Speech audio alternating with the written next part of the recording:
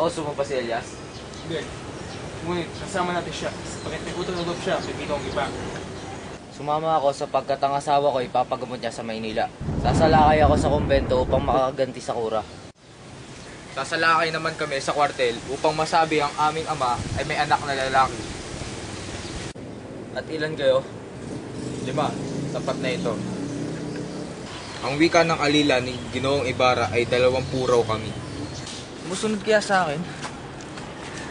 Marahil gwardiya sa bilatan.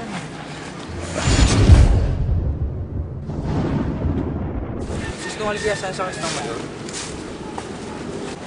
Kayo ba ang aming inigit tayo? Oo nga yun. Madali kayo.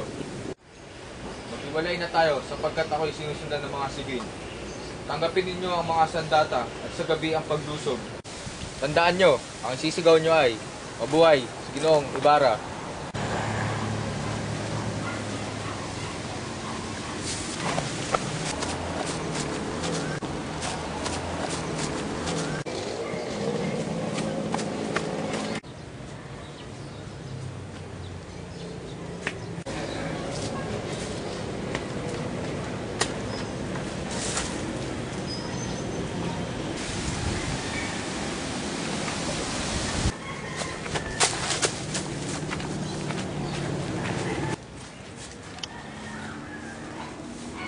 Dito kaya kami magtatagpo.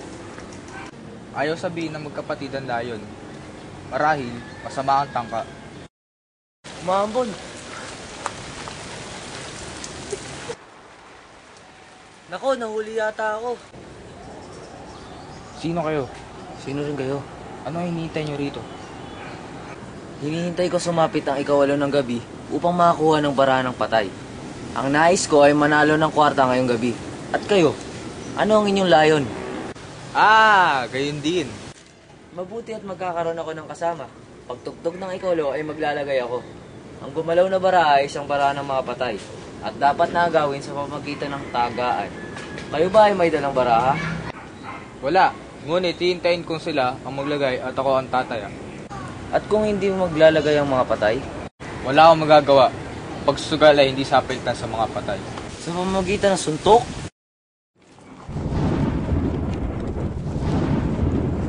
Hindi nakikipagsugal ang mga patay sa dalawa. Ano ang gusto? Kailangan, sa atin muna umalis. Kailangan, tayo muna magtuos. Kung gayon, tayo maglaro. Kung gayon, dito tayo maglaro sa puntod.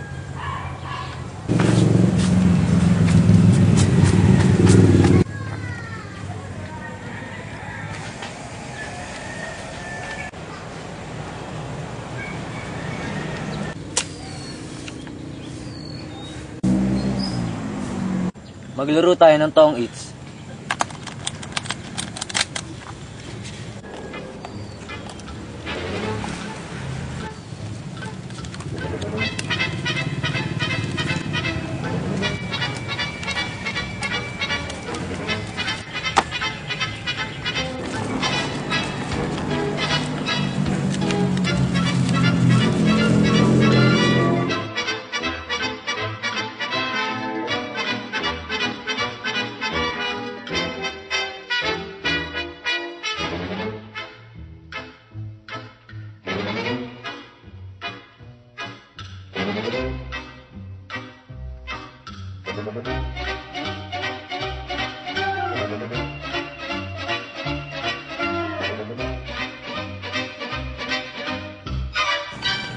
Alas, natalo kayo.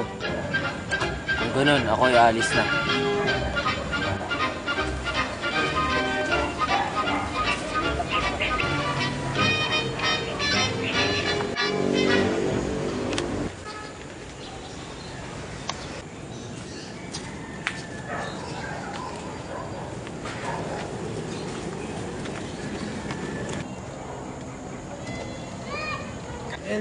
Elias.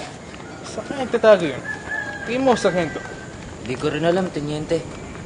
Ilang araw na natin siya pinaghahanap sa bayan ng San Diego. Tama. Naiisip ko tuloy na yung si Elias na yun nagtungo na sa ibang lalawig. Marahil po. Sana tayo ang makahuli sa kanila. Sapagkat 3 buwan tayong hindi mapapalo. Oo nga. Tigil! Ako? Oo, ikaw na naglalakad mag-isa. Miguel. Saan ang tungo mo? Sa simbahan po upang magpamisa bukas. Bukas si Elias, Ginoong Alperes. Si Elias ay isang piloto. Ang mga ninuno niya ay bookkeeper. Nag-aaral sa Trinidad na Concordia at may kakambal siyang babae.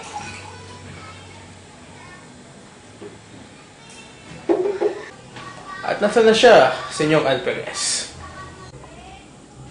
Namatay na siya. Nalunod. Bueno, Teniente. Si Elias ay may makinis na muka. May katungkaran at normal manamit. Kalimitan siyang gumagala malapit sa simbahan. Naiintindihan mo ba, Teniente? Opo.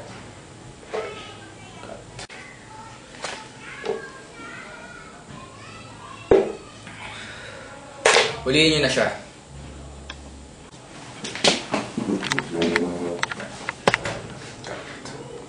Masusugin, Senyor Alperes.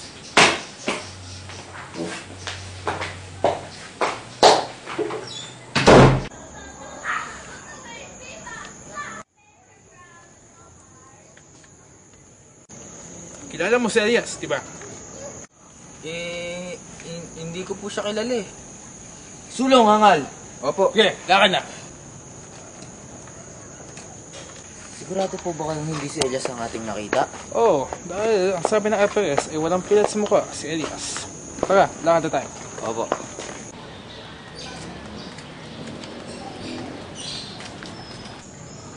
Ikaw, Ako? saan ka pupunta? Hinahabol ko po ang lalaking may pilat sa mukha. Siya si Elias, ang buhugbog sa aking kapatid. Ha? Halika, bilis! Opo.